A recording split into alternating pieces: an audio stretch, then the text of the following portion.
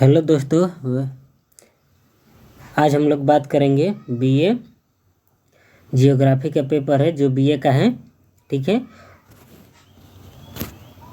जिसमें हम MCQ question को देखेंगे। एमसीक्यू जो मोस्ट इम्पोर्टेंट है जो एग्ज़ाम में बार बार पूछा जाता है। ठीक है, तो चलिए वीडियो शुरू करते हैं। पहला क्वेश्चन पूछ रहा है कि मानव विश्व के रूप में पृथ्वी तल की विभिन्नता का क्रमबद्ध ज्ञान भूगोल है। यह कथन किसका है? जो मानव विश्व के रूप में पृथ्वी तल की विभिन्नता का क्रमबद्ध ज्ञान भूगोल है, यह कथन किसका है?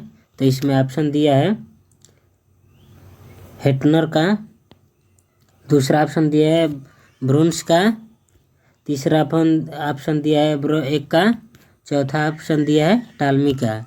ठीक है दोस्तों, तो इसका पहला आंसर होगा ब्रो-एक का। ठीक है, ब्रो-एक का। ठीक है,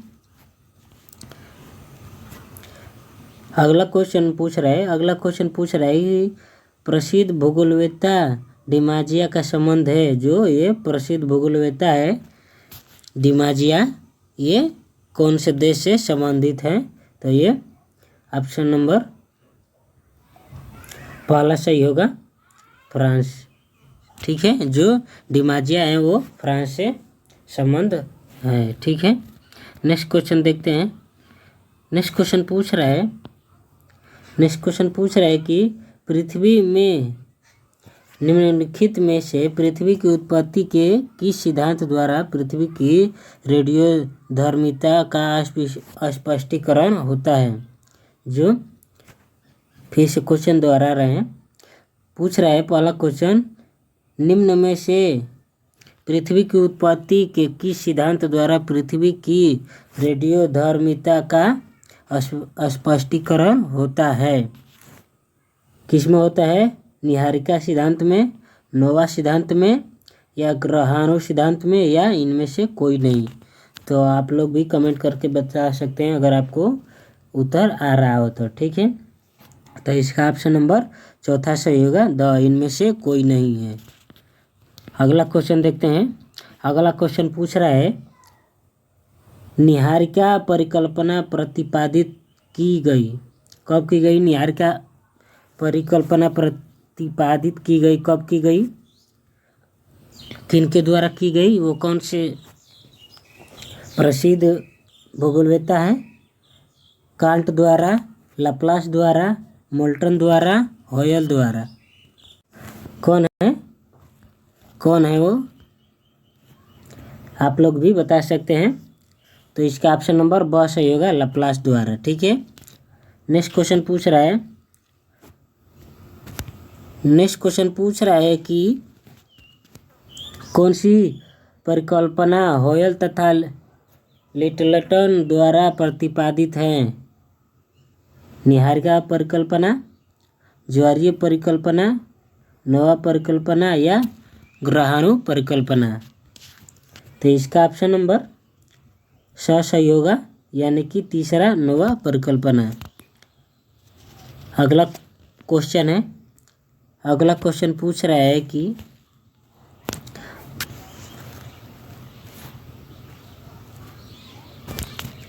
निम्न में से किस सिद्धांत से ग्रहों के आकार का सर्वोत्तम स्पष्टीकरण होता है? किससे होता है? निहारिका के द्वारा स्पष्टीकरण होता है, या नवतारा के द्वारा, या ज्वारीय के द्वारा, या ग्रहाणु के द्वारा? किनके द्वारा होता है भाई? तो इसका ऑप्शन नंबर ब सही होगा, यानी कि नवतारा। इसका ऑप्शन नंबर ब सही होगा, ग्रह के आकार का सर्वोत्तम स्पष्टीकरण होता है। तो क्या होता है? नवतारा। अगला प्रश्न है, सौरमंडल का प्रधान आकाशीय पिंड कौन सा है? कौन सा है भाई? पहला है पृथ्वी, दूसरा है ट्रम्पलर, तीसरा है सूर्य, चौथा है वेस्टा। कौन है? तो आप लोगों को, सभी लोगों को पता है कि आकाशीय पिंड सौरमंडल का कौन है? तो ये सूर्य है। ठीक है। Which is the chief heavenly body of solar system, यानी कि ऑप्शन नंबर 3 सी सन। नेक्स्ट क्वेश्चन पूछ रहा है क्या, पूछ रहा है हिंदू धर्म के अनुसार पृथ्वी की आयु कितनी है? पहला 2 अरब वर्ष, तीसरा 3 अरब वर्ष, चौथा 350 करोड़ वर्ष, या चौथा 450 करोड़ वर्ष। यानी कि हिंदू धर्म के अनुसार पृथ्वी की आयु कितनी होनी चाहिए?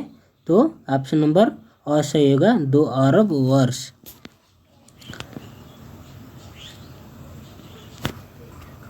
चंद्रमा के आधार पर पृथ्वी की आयु है, चंद्रमा के आधार पर पृथ्वी की आयु है, क्या है? चंद्रमा की आधार पर पृथ्वी की आयु 1 अरब वर्ष, 2 अरब वर्ष, 3 अरब वर्ष, या 4 अरब वर्ष।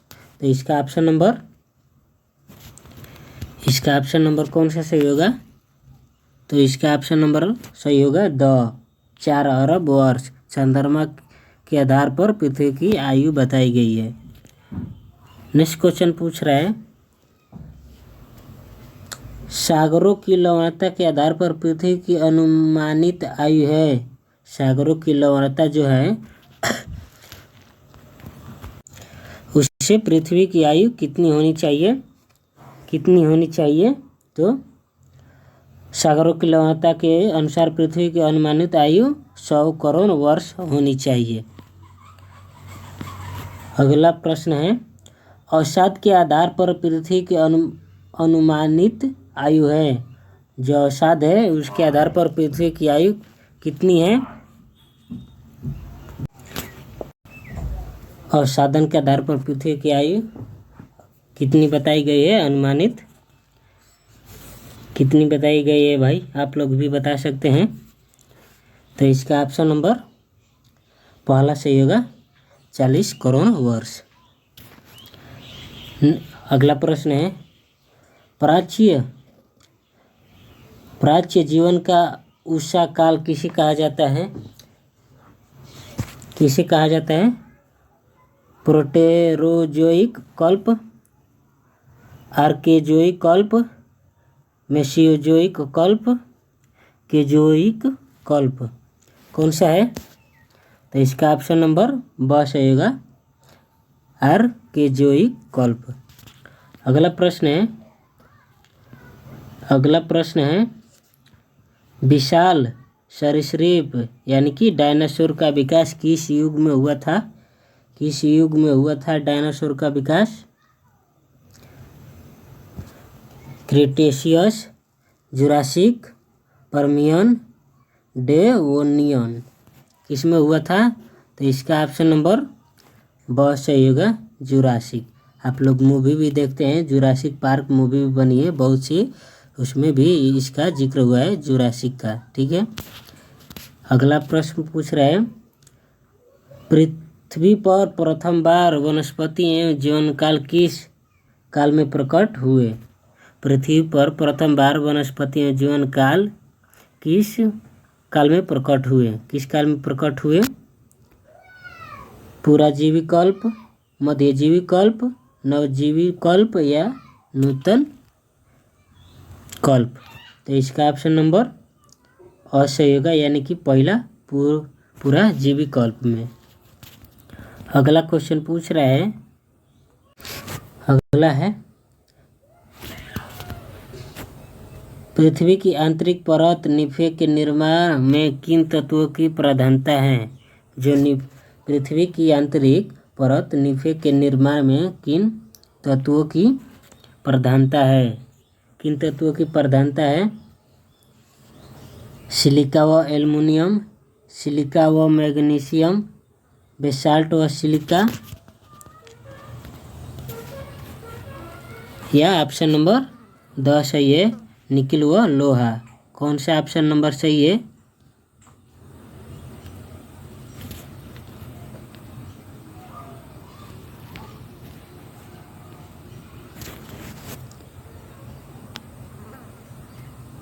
तो इसका ऑप्शन नंबर चौथा सही होगा, निकल व लोहा। संपूर्ण पृथ्वी का घनत्व है, संपूर्ण पृथ्वी का घनत्व कितना है, कितना है भाई? तो संपूर्ण पृथ्वी का घनत्व है 5.5। ठीक है। अगला प्रश्न पूछ रहा है कि पृथ्वी में किस गहराई पर तापमान बढ़ने से ठोस तरल अवस्था में आ जाते हैं? पृथ्वी में किस गहराई पर तापमान बढ़ने से ठोस पदार्थ तरल अवस्था में आ जाते हैं? किस में आ जाते हैं, किस में आ जाते हैं भाई? आप लोग भी बता सकते हैं, जल्दी जल्दी कमेंट करके बता सकते हैं कि किस में आ सकते हैं। तो इसका ऑप्शन नंबर ब सही होगा, 50 किलोमीटर। अगला क्वेश्चन है पृथ्वी की किस परत में विशाल चट्टानें पाई जाती है? जो पृथ्वी की परत है, विशाल चट्टानें किस में पाई जाती है, किस में पाई जाती है? तो पाई जाती है सीमा में। नेक्स्ट क्वेश्चन है भूक्रूट का घनत्व है, भूक्रूट का घनत्व है कितना है? घनत्व 5 से 7, ब दिया है 8 से 11, स दिया है 11 से 17, द दिया है 17 से अधिक।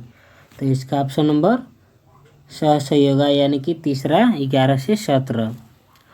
अगला प्रश्न देखते हैं, अगला प्रश्न क्या है? अगला प्रश्न पूछ रहा है महाद्वीप विस्थापन सिद्धांत के प्रतिपादक कौन है? महाद्वीप विस्थापन सिद्धांत के प्रतिपादक कौन थे? Lothian Green, Alfred Wegener, Arthur Holmes, Jeffreys. कौन है? तो इसका ऑप्शन नंबर ब सही होगा, अल्फ्रेड वेगनर। पूछ रहा है नेक्स्ट क्वेश्चन, प्लेट विवर्तनिकी का प्रतिदान किसने किया? प्लेट विवर्तनिकी का प्रतिदान किसने किया? मॉर्गन, हालम, टूजो, विल्सन, सभी ने। किसने किया? तो इसका ऑप्शन नंबर 3 सही होगा, टूजो विल्सन। अगला क्वेश्चन है ऑस्ट्रेलिया अंटार्कटिका से कब अलग हुआ? जो ऑस्ट्रेलिया देश है वो अंटार्कटिका से कब अलग हुआ, किस काल में हुआ? ऑप्शन नंबर पहला दिया है मायोसीन काल में, ब दिया है क्रिटेशियस काल में, स दिया है जुरेशियस काल में, द दिया इयोसीन काल में। किस काल में हुआ था? तो इसका ऑप्शन नंबर 10 सही होगा, इयोसीन काल में ऑस्ट्रेलिया अंटार्कटिका से अलग हुआ था। आगे पूछ रहे हैं अगला प्रश्न, भू संतुलन शब्द का प्रयोग सर्वप्रथम किसने किया? भू संतुलन शब्द का प्रयोग सर्वप्रथम किस भूगोलवेत्ता ने किया? किसने किया? आर्थर होम्स ने, स्ट्रियर्स ने, डर्टन ने, प्राट ने। किसने किया? तो इसका ऑप्शन नंबर सही होगा, डर्टन ने संतुलन शब्द का प्रयोग सबसे पहले किया था। अगला प्रश्न पूछ रहे हैं, जो भाग जितना अधिक बड़ा होगा उसका घनत्व उतना ही कम होगा, तथा जो भाग जितना कम होगा उसका घनत्व उतना ही अधिक होगा। यह किसने कहा? जो यह कथन है वो किसने कहा कि जो भाग जितना अधिक बड़ा होगा उसका घनत्व उतना ही कम होगा, तथा जिसका भाग जितना कम होगा उसका घनत्व अधिक होगा। किसने कहा था? कौन सा भूगोलवेत्ता है वो? देखते हैं। अ दिया है J.H. प्राट, ब दिया है जैट एयरी, तीसरा है डटन, द है हेफोर्ड। कौन है इनमें से अशास्त्री जो यह कथन दिया था? तो ऑप्शन नंबर अ सही होगा, यानी कि पहला J.H. प्राट यह कथन कहा था और दिया था। अगला क्वेश्चन पूछ रहा है कि सर जॉर्ज एयरी संबंधित थे, किस देश से संबंधित थे? सर जॉर्ज एयरी इंग्लैंड से, यूएसए से, फ्रांस से या भारत से। कहाँ से बिलोंग करते थे? तो कहाँ से करते थे बिलोंग? तो ऑप्शन नंबर ए सही होगा, इंग्लैंड। अगला प्रश्न देखते हैं। अगला प्रश्न पूछ रहा है कि भूकंप मापी यंत्र कहलाता है, क्या कहलाता है? क्या कहलाता है? हीडरग्राफ, क्लाइमोग्राफ, या सी दिया है सिस्मोग्राफ, या द दिया है इडियोग्राफ। कौन सा ऑप्शन नंबर सही होगा? तो इसका ऑप्शन नंबर सही होगा, सिस्मोग्राफ से भूकंप मापी यंत्र कहलाता है। जो भूकंप मापी यंत्र है वो सिस्मोग्राफ है। अगला प्रश्न पूछ रहा है 15 अगस्त 1950 को आने वाला भूकंप था। कौन था वो भूकंप जो 15 अगस्त 1950 को आने वाला था? ज्वालामुखी भूकंप, या विवर्तनिकी भूकंप, या पतालीय भूकंप, या द दिया है संतुलन मूलक भूकंप। कौन सा ऑप्शन नंबर सही होगा? तो इसका ऑप्शन नंबर कौन सा होगा? तो इसका ऑप्शन नंबर ब सही होगा, विवर्तनिक भूकंप, जो 15 अगस्त 1950 को आने वाला था। अगला प्रश्न है धरातल पर स्थित वह बिंदु जहाँ सर्वप्रथम भूकंप अनुभव किया जाता है। कहाँ किया जाता है? अधिकेंद्र पर, अभिकेंद्र पर, भूकंप केंद्र पर, या इनमें से कोई नहीं। तो इसका ऑप्शन नंबर अ सही होगा, यानी कि पहला अधिकेंद्र पर। अगला क्वेश्चन पूछ रहा है निम्न में सर्वाधिक भूकंप किस क्षेत्र में आता है? किस क्षेत्र में आता है? भूमध्य सागरीय पेटी में, अंधे महासागरीय पेटी में, या परिप्रशांत महासागरीय पेटी में, या हिंद महासागरीय पेटी में। किस में आता है? किस में आता है सबसे ज़्यादा? तो इसका ऑप्शन नंबर सही होगा, परिप्रशांत महासागरीय पेटी में सबसे अधिक क्षेत्र में भूकंप आते हैं। अगला प्रश्न है सबसे तीव्र गति की तरंगे होती है। सबसे तीव्र गति की तरंगे किसकी होती है? प्राथमिक तरंगे, द्वितीयक तरंगे, धरातलीय तरंगे, या ये सभी। तो इसका ऑप्शन नंबर कौन से सही होगा भाई? कौन से सही होगा? तो ऑप्शन नंबर पहला सही होगा, प्राथमिक तरंगे सबसे तीव्र गति की तरंगे होती हैं। अगला प्रश्न देखते हैं। अगला प्रश्न पूछ रहे हैं ज्वालामुखी को उत्पत्ति का प्रमुख कारण है ना, जो ये आती है ज्वालामुखी की उत्पत्ति जो होती है वो इसका प्रमुख कारण क्या है? भूगर्भ में ताप वृद्धि, लावा की उत्पत्ति, गैस का फैलाव, या ये सभी। तो इसका ऑप्शन नंबर द सही होगा, ये सभी। ठीक है। नेक्स्ट क्वेश्चन पूछ रहे हैं भूगर्भ में लहरदार रूप में लावा के जमने से बनने वाली आकृति गैस कहलाती है। भूगर्भ में लहरदार रूप में लावा के जमने से बनने वाली आकृति कहलाती है। क्या कहलाती है आकृति? लेकोलिथ, या फाइकोलिथ, या बैथोलिथ, या डाइक। क्या कहलाती है? तो इसका ऑप्शन नंबर ब सही होगा, फाइकोलिथ। अगला प्रश्न है अग्निवृत्त किसे कहते हैं? अग्निवृत्त किसे कहते हैं? परिप्रशांत महासागरीय पेटी, या मध्य महासागरीय पेटी, या हिंद महासागरीय पेटी, या अटलांटिक महासागरीय पेटी।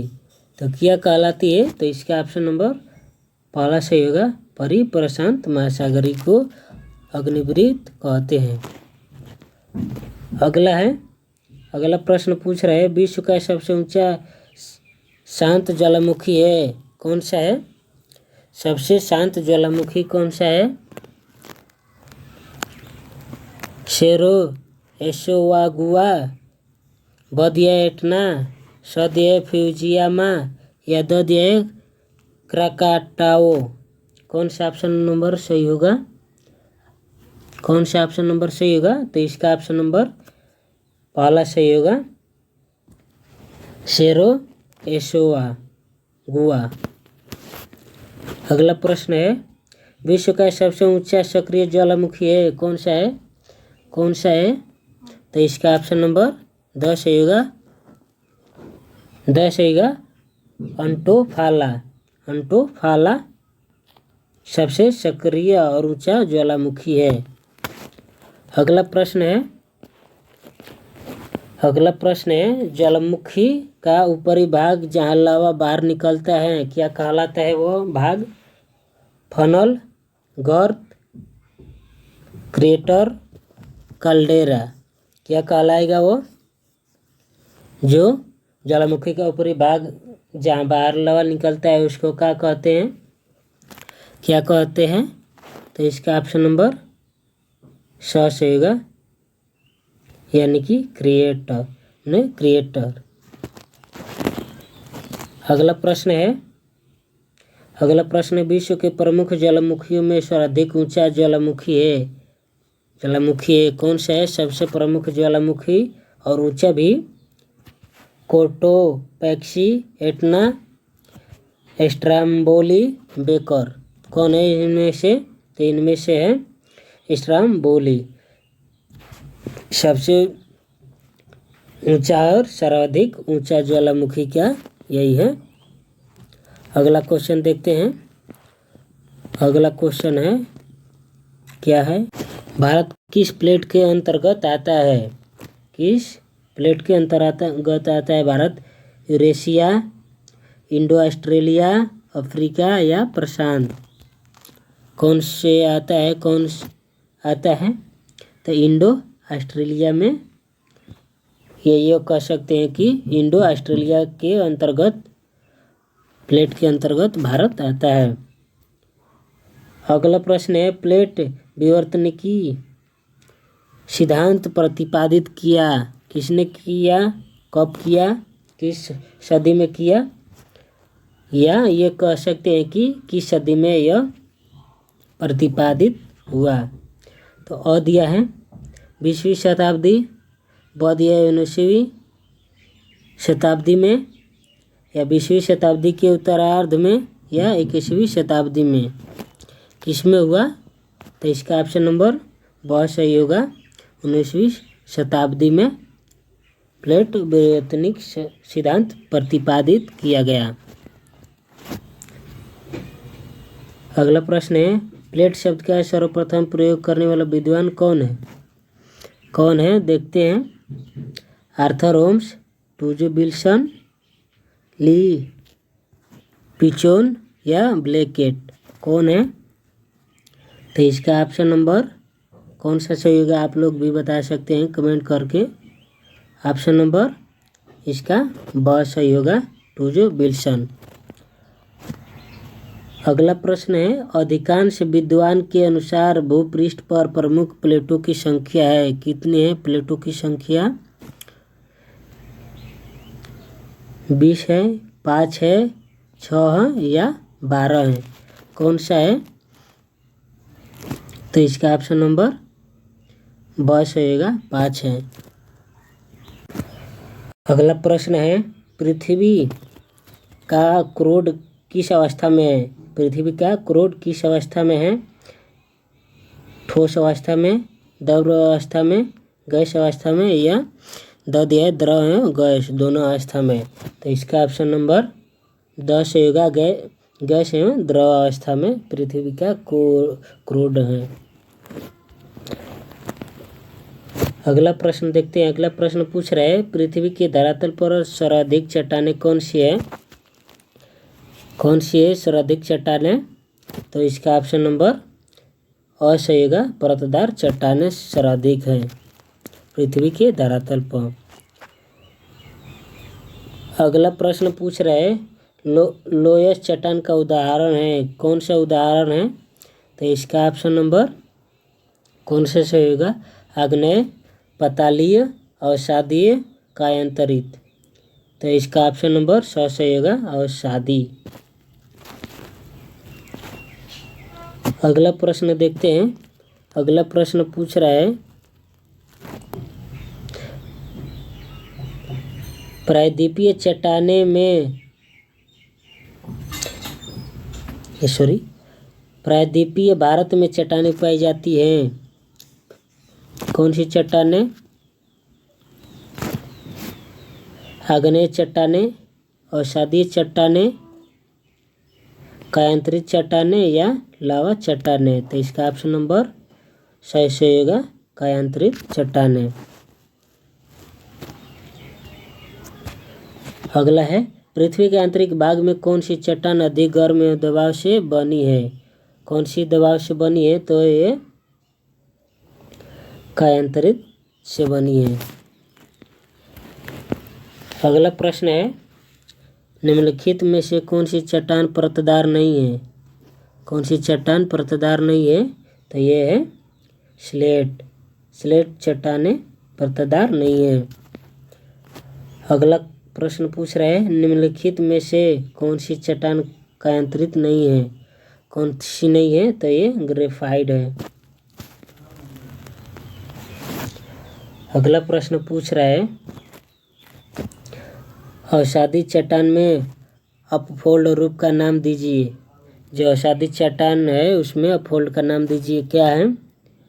अवनति, अपनति, रिफ्ट, घाटी या दरार। कौन सी है? तो इसका ऑप्शन नंबर सही होगा अवनति। अगला क्वेश्चन देखते हैं। अगला क्वेश्चन पूछ रहा है अवसादी शैल में डाउनफॉल्ट्स का नाम है।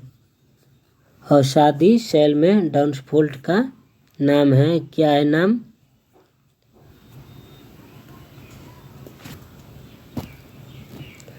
अपनति, अभिनति, हर्ट्स, ब्लैक पर्वत। कौन सा है? तो इसका ऑप्शन नंबर कौन सा? तो ब सही होगा अभिनति। अगला क्वेश्चन है हीरा एक कायांतरित चट्टान है, इसका मूल रूप क्या है? बलुआ पत्थर, नीस, कोयला या उपरोक्त में से कोई नहीं। तो इसका ऑप्शन नंबर कौन सा सही होगा? तो इसका ऑप्शन नंबर सही होगा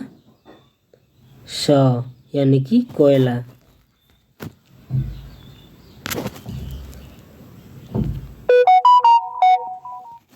अगला क्वेश्चन देखते हैं। अगला क्वेश्चन क्या पूछ रहा है?